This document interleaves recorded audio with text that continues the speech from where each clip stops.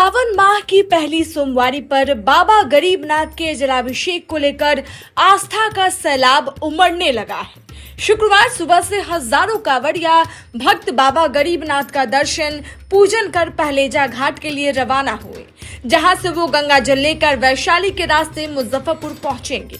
रविवार रात विश्राम के बाद सोमवार तड़के पहली सोमवारी पर बाबा का जलाभिषेक करेंगे। मंदिर के प्रधान पुजारी पंडित विनय पाठक ने बताया कि पहली सोमवारी को लेकर सभी तैयारियां पूरी कर ली गई है। पिछले वर्ष की तुलना में इस बार अधिक श्रद्धालुओं के पहुंचने की संभावना है। भारी भीड़ को देखते हुए मंदिर में एक बार फिर अर्घा व्यवस्था की गई है, जिससे एक साथ कई कांवड़िया जल अर्पित कर सकेंगे। श्रद्धालुओं की सुविधा के लिए अर्घा के पास LED स्क्रीन भी लगाई गई है, ताकि जलाभिषेक का सीधा दर्शन किया जा सके। प्रशासन और मंदिर समिति ने श्रद्धालुओं की सुरक्षा, सुगम दर्शन और व्यवस्थित जलाभिषेक के लिए व्यापक इंतजाम किए हैं।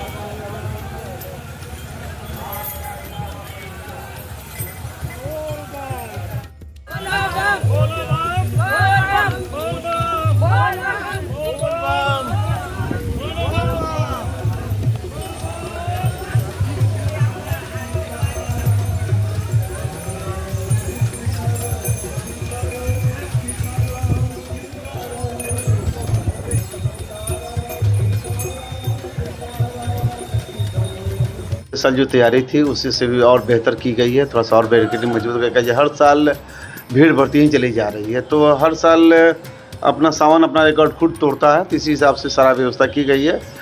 और पिछले साल की तरह इस साल भी, पिछले साल एक पत्रकार जिनका नाम विक्रम सिंह राजपूत था, वो हमें सुझाव दिए थे जो बाबा जो अर्घा के पास जो सेवा दल के सदस्य रहते हैं, किसी यहाँ से बाबा को छूतर जल को गंगा जल को छूतर लोग श्रद्धा से लेके आता है, तो अच्छा नहीं लगता है। तो उसकी जगह पर अगर मंदिर के पुजारी ही अगर रहे, तो मैं पिछले साल से ही और इस साल फिर उसको मैं रिपीट कर रहा हूँ और ये कंटिन्यू होता रहेगा।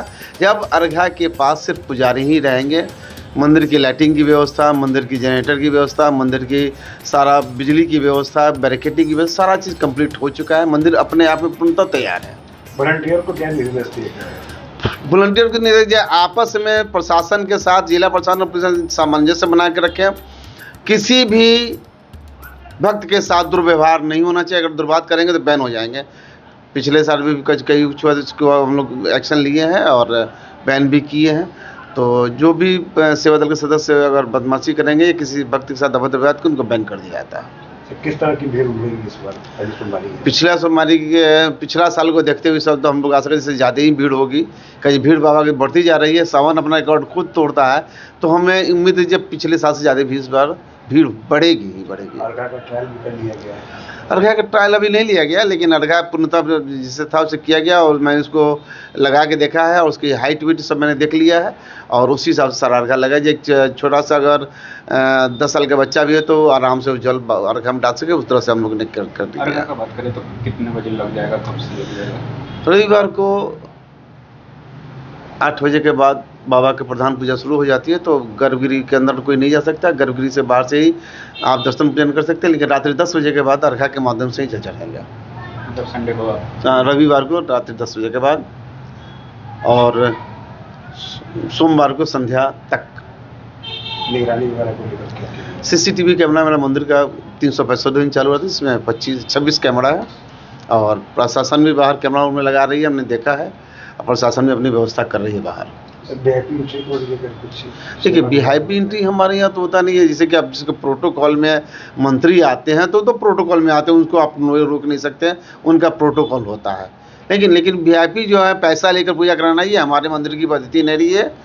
नहीं, ये लोग कुछ लोग गलत अफवाह या कैसे कर लेते हैं, अलग की बात है। जैसे कि पिछले साल जब उद्घाटन हुआ था, मंदिर में उद्घाटन हुआ था, किसी कारणवश मंदिर के सभागार में उद्घाटन हुआ, तो उस समय उप मुख्यमंत्री थे 2 आदमी और दोनों आदमी पूजा किए थे, तो वो बाबा के जिस समय पूजा करके ही उद्घाटन होता, बिना पूजा के उद्घाटन नहीं होता है, तो वो होना ही था, तो उसको लोग वीआईपी पूजन, जबकि हमारे यहाँ दूसरे मंदिरों में तो रसीद कटा कर वीआईपी पूजन किया जाता है, हमारे यहाँ ये प्रथा नहीं है।